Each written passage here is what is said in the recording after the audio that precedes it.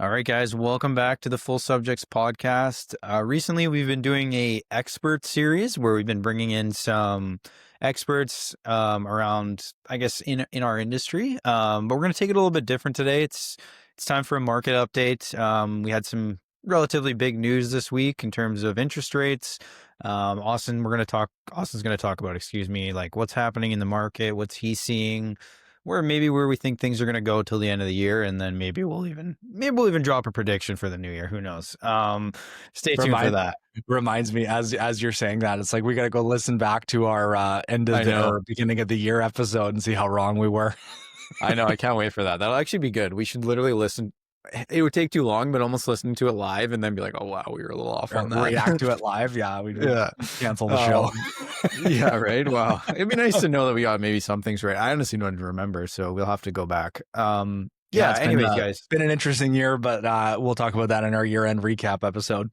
Yeah, exactly. And we'll do another prediction for next year and be woefully wrong again. So that's why we do it, right? We like to make predictions, and once in a while, maybe something's actually correct. Okay, guys, let's get into, we've called this the Coles Note section. This is going to be just a bit of a market update from the mortgage side of things, more or less, maybe the economic side of things, if you will. So we got as everybody knows by now, and unless you live under a rock and you've never been on social media before, we had a rate cut this week. Not a big surprise there. I think most people were expecting that, just given where the economy's at. The uncertainty in terms of trade right now is a big one. Inflation kind of ramped up a little bit as well. So there's some factors that played into why we saw this rate cut. So I don't think there's really much of a surprise there. Just to throw some numbers to that, you can expect to save about $14 to $15 for every $100,000 you have borrowed. And just to kind of recap on how that works. So if you have an adjustable rate mortgage, that's exactly what's going to happen. So let's say you have $500,000 borrowed, you're going to save about $70 to $75 per month for the $500,000 you have borrowed. There is different types of variable rate mortgages where you're not actually going to save money. You're just actually going to be paying that extra money into the mortgage. But that's not the focus of today's discussion. So let's get into a little bit more here. So why did this happen? I kind of already hinted at there's a trade war. Canada's sending less stuff, is exporting less goods, and that's simply because our largest purchaser of goods typically is the U.S., and it's made it harder for us to do that given the extra cost to do that with the tariffs. And as a result of that, you're seeing lots of layoffs in those sectors because, well, they don't need as many employees because unfortunately they're not doing as much business, and then that impacts the economy as a whole, as well as unemployment, which Austin and I have talked about usually once every month because we get new unemployment data. At least we like to talk about people without jobs. No, in all seriousness, like unemployment is pretty high right now. It's at about 7.1%. And now what's interesting is if you contrast that to the US is only at 4.3%. Now the US has a lot more people too. So I think if you look at those kind of numbers, it's a bit alarming when we have about 3% more people that are unemployed right now than the US, which isn't great. And a big reason, or not a big reason, but one of the reasons for that is we're seeing slower population growth. And that's as a result of changes to policy when it comes to immigration, as well as that people aren't having as many kids as maybe they used to. And I mean, we can get into speculation on why that is. I think a big reason is cost at the end of the day. It's not cheap to have children. It's not cheap to live, period. So I think that's a big factor in all of this. And one interesting thing that I read was that actually on a per capita basis right now, Austin, we're already in a recession. So if we actually break the numbers down as look at the economy per person, it's not good. We're already in a recession. So technically we haven't declared a recession, if you will. But if you look at it from that perspective, we already are in a recession. So not great there.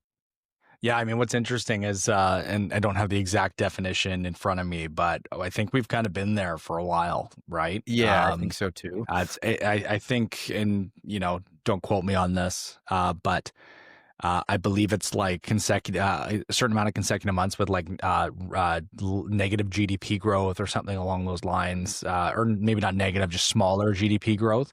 Mhm. Yeah, we've been there for a while. We've been seeing the effects of a lot of things for the last little bit, and yeah, it's tough out there for people for sure.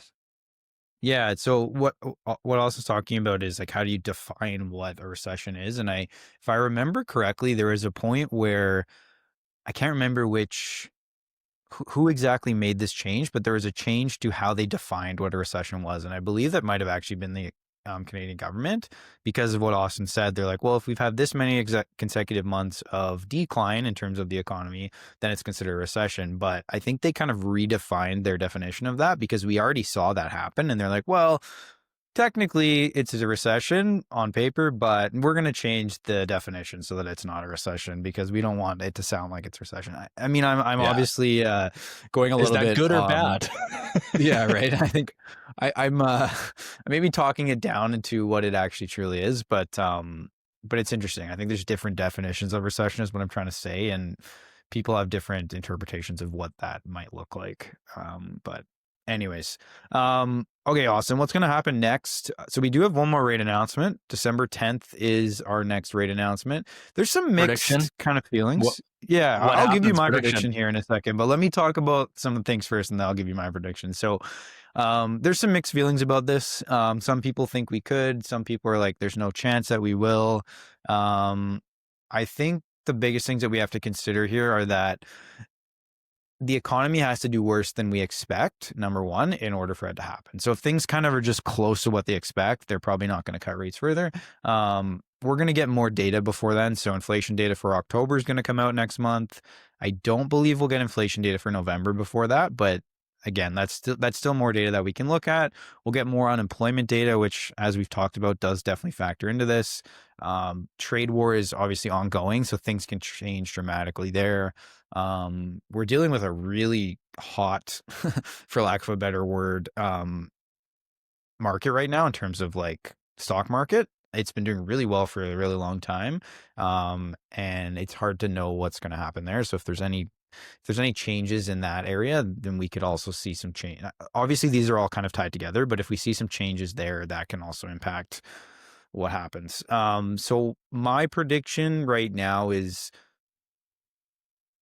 you know what? I'm honestly leaning towards one more before the end of the year. I think they might come around and do that, and then they might just pump the brakes. There's other people that would say no, they're going to wait, and then maybe in the new year, kind of in the spring, there might be future rate cuts. There's still a lot of people, and when I say people, it's typically economists that believe that we're going to still see up to two more rate cuts before kind of spring of 2026, which is about 4 or 5 more announcements.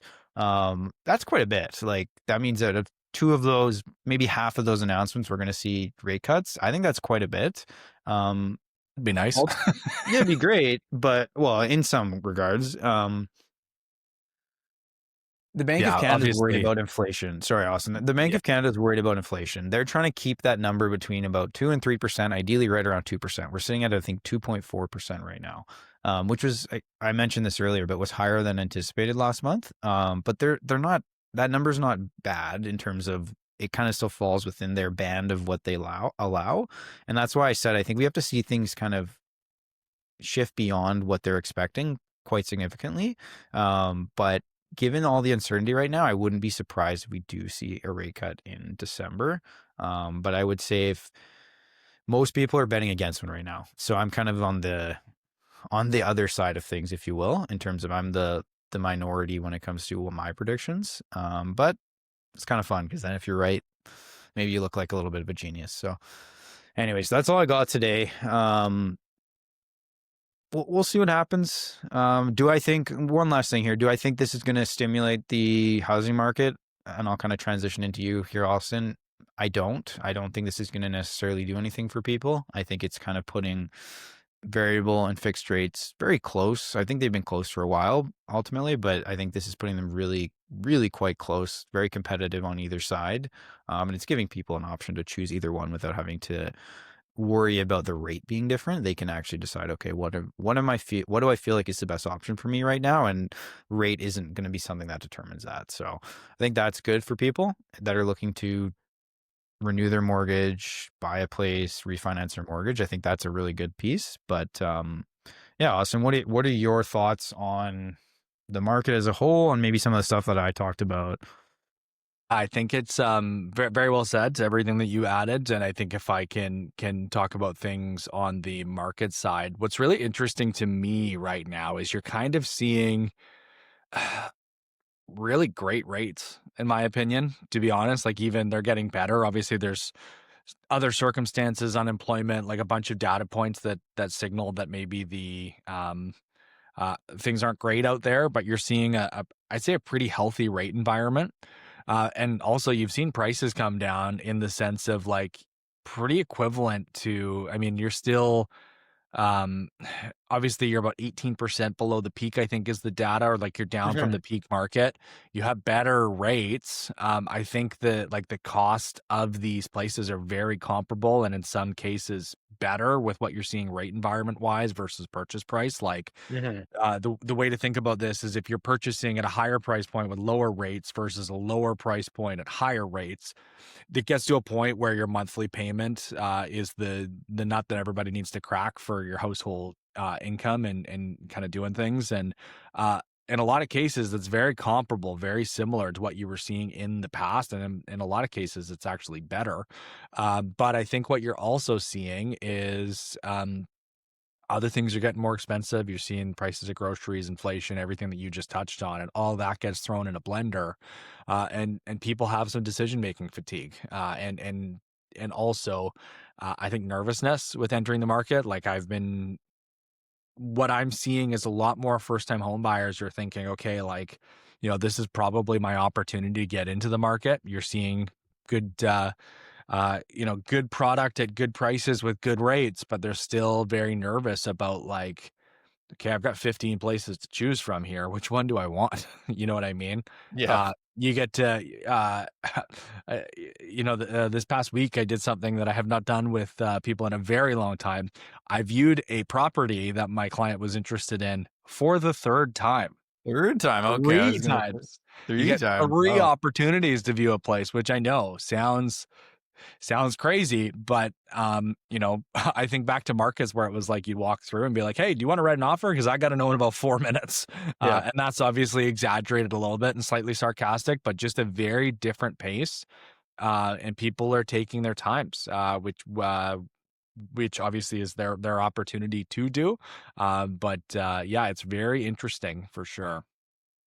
Yeah, I think it's interesting because urgency is a bit of a detriment in some cases because people have the opportunity to take their time, and sometimes a little bit of urgency will not force people to do something, but will kind of make them go, okay, is this the right place for me? Given that I know I have to make a decision about it. When they don't have to make a decision about it, they will kind of take more time to think about it, and maybe they miss out on it because they're not as urgent to move on it. And I mean, Austin can speak to this better than I can, but not all places are going to be the same. There is places where you literally will only be able to show it once, and it may sell that same week. Like that still is happening. That's not to say that that's not happening, but the general idea is that there is more time to look at places. And what I'm trying to say is that urgency sometimes can actually help in some people's cases, especially if you're like a first time home buyer and you're like, well, I kind of do need to make a decision here. And that's kind of hindering me to actually make a decision because there's so many different choices and I don't have to rush. I don't know. I don't know. What's your take on that? Do you think there is something to that? Yeah, I think it's just nervousness. People sometimes too many options is Mhm. not a good thing. Makes you anxious. Yeah. Makes you wonder if you're making the wrong decision. Um, I think too, buying your first place is scary. Um, Yeah. I think back to when we got in the market. We viewed 5 places and we're like, yeah, sure, this one works. You know what I mean? Like we Right. just, we knew that. And, I don't want to make it sound like I'm an expert because at the time I was, did not have the knowledge that I have now, but I just walked in and was like, yeah, it was a good place for my stuff. And kind of, made sure that the place checked out and did what I needed to do. But I knew that for me, it was going to be look, like we're going to live here for 3, 5, maybe 8 years. Gives us the space, gives us the lifestyle, the monthly payment, the affordability makes sense. So we just kind of did it. But I also wonder if the shoe was on the other foot and I was maybe getting in now with so much to look at. Would I have viewed more than 5 or 6 places? Maybe. What I Yeah, mean? It's tough for sure. to say. So, um, yeah, it's just an interesting market out there right now. Yeah, I think, as I said earlier, I don't think things are going to change because we saw a recent rate cut. I think it's going to take some time for things to change. Ultimately, the real estate market is it's like a crowd mentality, or a not mob mentality necessarily, but like it's more of that, like, if as things start to pick up, people go, oh crap, I don't want to miss out on this. It's time for me to jump in. And then the same happens the other direction. As people start kind of pump the brakes on things, other people tend to do the same thing. So, I mean, we're still obviously seeing very high inventory levels, and we're not seeing a massive pickup in sales. Like, I know sales have gotten a little bit better, and the data for October will probably come out. Well, actually, it'll come out next week. So we'll definitely look into that. But it's also, I guess maybe you can speak to this, Austin. It's not expected that things will get better, I guess. I don't want, maybe that's not the right term, but it's not expected that the market will pick up dramatically going into the end of the year, given that the end of the year tends to slow down, especially in December, because we've talked about this many times, but people don't tend to want to sell their place in December, or don't want to move in December, I guess is maybe a better put it. It's not that they don't want to sell their place. It's not always the easiest month for people to move. Yeah, no, very well said. And I think the other thing, you talking about how many listings, how much inventory there is. Um, I think what I've been noticing a lot right now is how many homes are listed, but how many homes are not prepared to sell.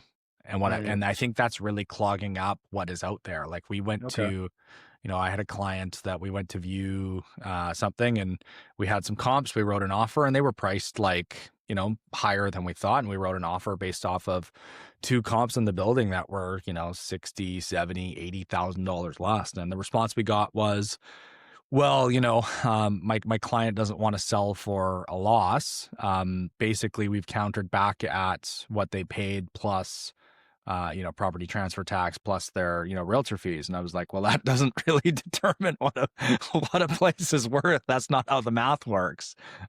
So, I joke about that, but realistically, in this type of market, that home's not going to sell.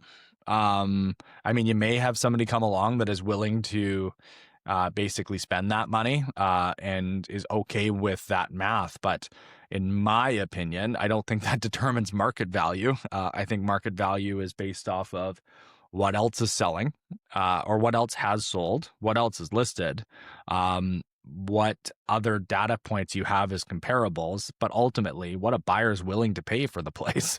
And if Exactly. all of those things are different, if the buyer isn't willing to meet that number, which kind of feels like it was, I mean, I don't want to say it was picked out of thin air because I don't think that's fair. Like, obviously, they have math that brought them to that number, but that isn't how market value works. So, Right. um, yeah, it's interesting. Very interesting. Seen other places that clients have been interested in that are, um, maybe pre-sales that people have had for a year or two where they're selling at, a loss, and some people can't afford to like discharge title. So it would actually like cost them money to get out of their places. And again, that's why you always have a plan for a pre-sale. Banking on it just going up and being able to flip it is not good investment advice. But yeah, it's just a lot of stuff out there, and not a lot of stuff feels like it's actually going to sell. Yeah. No, I think that's well said. I want to ask you a question. I'm sorry, I'm going to put you a little bit on the spot here. You talked about prices being at a certain level now. Do you know, if we go back in time, when was the last time we were kind of at that price level? Do you happen to know that? Can look it up real quick. Yeah, I'll let you look it up, and I'll kind of chat a little bit more about my thought process is here, is because Austin mentioned that the peak was, or about, I think 18, you said, percent down from peak levels. Peak was, I don't know exactly when peak happened. I think it was probably February, March of 2022. March. okay. So we're almost 4 years different from then.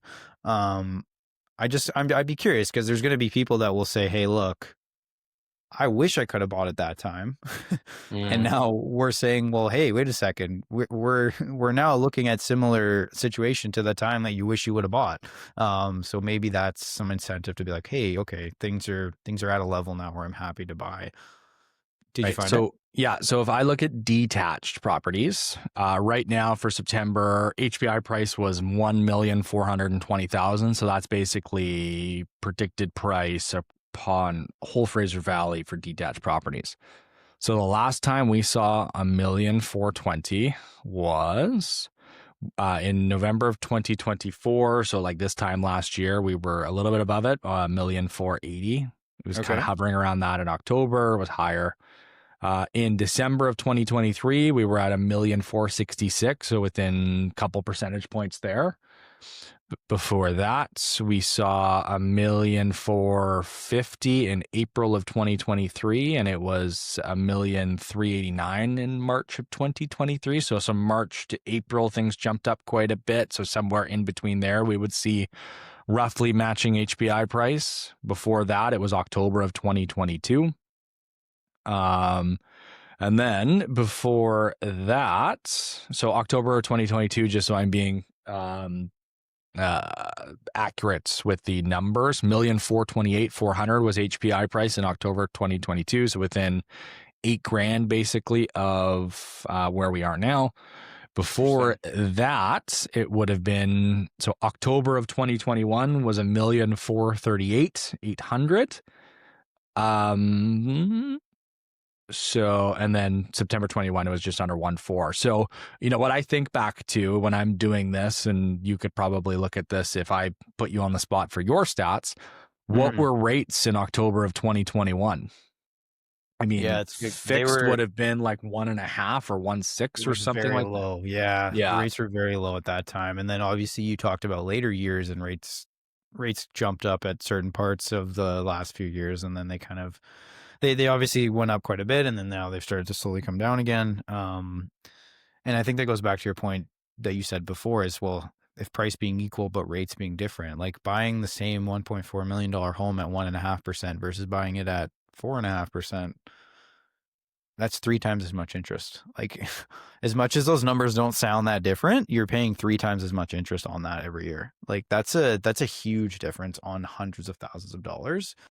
So that's why I think it's important to not just look at the absolute difference, like the absolute value of the difference being 1.5 to 4.5 being 3%, but it's more so like that it's 3 times as much interest, and that's going to impact your monthly payments because your monthly payments are made up of both interest and principal, and ultimately the principal is going to be based on how quickly that mortgage just needs to be paid off for. So if you're paying it off 25 years, you're going to pay a certain amount of principal every month. That's going to make sure that that loan is projected to pay off in that many years based on that interest rate. And now if you're paying 3 times that interest rate, you're still paying the principal, but now you're paying a lot more interest, right? So, but yeah, anyways, that's interesting, those numbers you shared, because it's actually, if I heard you correctly, that those price points have been fairly consistent at certain points, but they've also been different too. Sorry, go ahead. Yeah. I mean, as I'm like looking at this, like prices like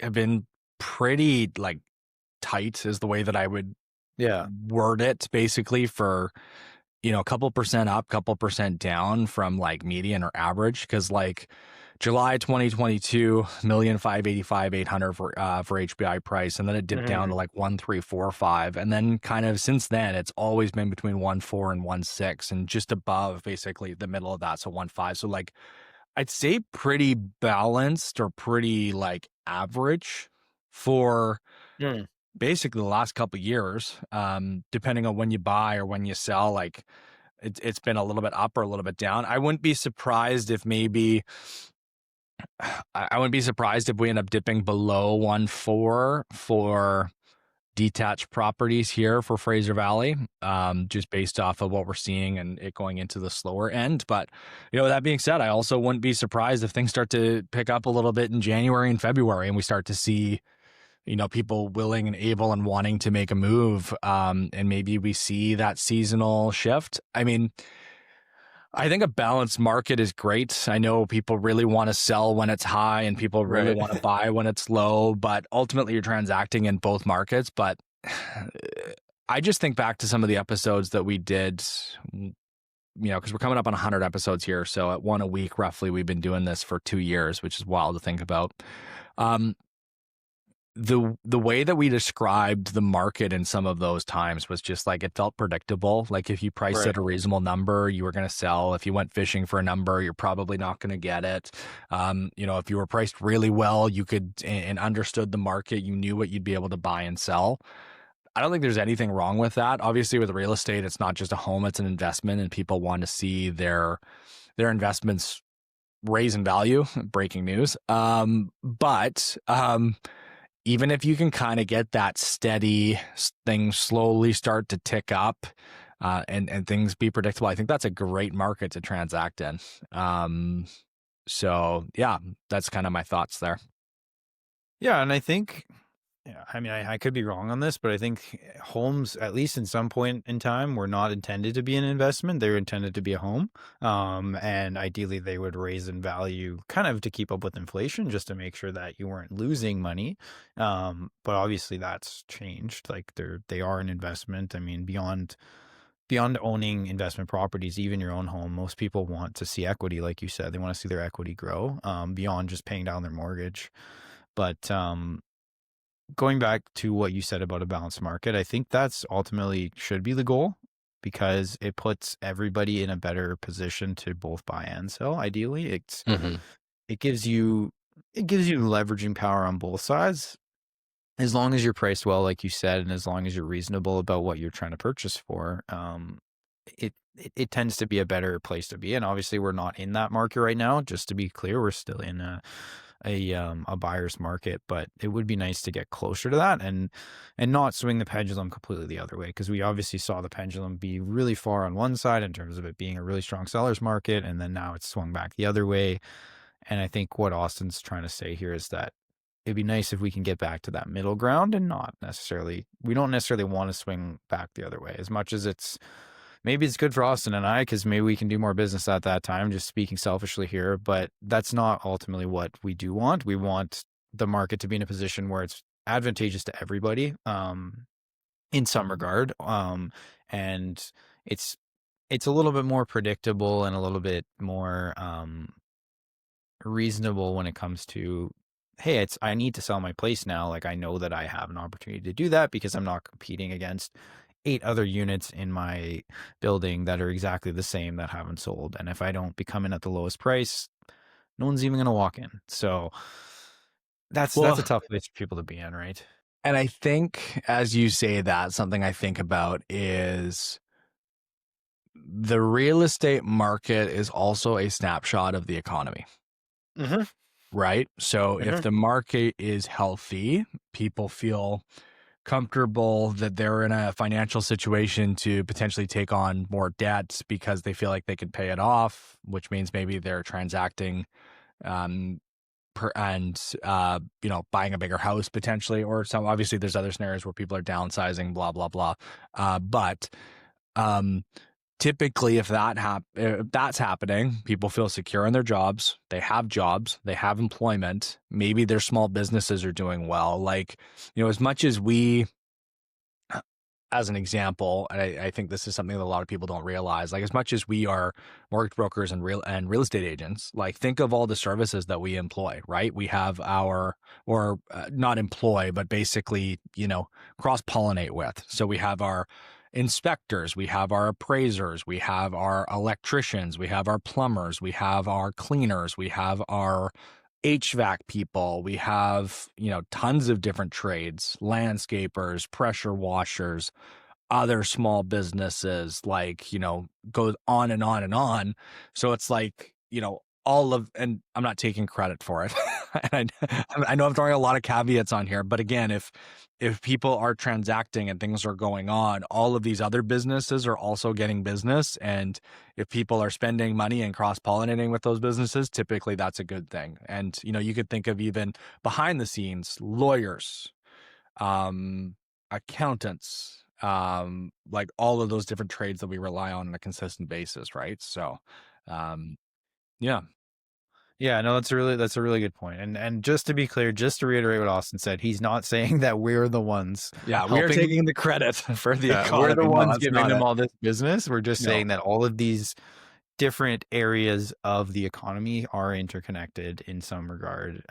And as Austin said, it is a snapshot of if things aren't going well as a whole, you're likely going to see that kind of trickle down to different parts of the economy, and real estate being one of them. Very well said. Yeah, that's a quick summary, but Yeah.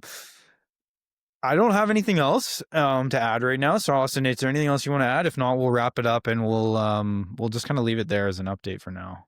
Yeah, I think, as always, guys, this podcast is for informational purposes only. It does not constitute any legal, tax, financial, investment, or any other advice. Pretend I did that at the beginning. We've had a great conversation here, though, just kind of peeling back the layers of our brain and just kind of putting that out into the ether, let's say. Yeah, really excited. We're coming up on 100 episodes. Still got a couple episodes to post in the Agent Expert series. We've been having a lot of fun with that. I think we're going to carry that until the end of the year. Other things that we'll have coming up, obviously, is our 100th episode. So we'll be having some fun with that, talking about the history of the show. I think we're really excited to share as well that we'll be interviewing each other for the Agent Expert series and letting you guys behind the lens of how we do things and how our business works. And hopefully you guys that are listening, I know for some people that listen, or some of our following are other agents, maybe newer or more experienced, trying to see what other people are thinking of the market or what they have going on. Some new agents as well that want to get a feel for what we think is going on. Then also consumers trying to get a feel for what's going on. So really exciting stuff coming. And as always, thank you for joining us for another episode, and take care. Take care, guys.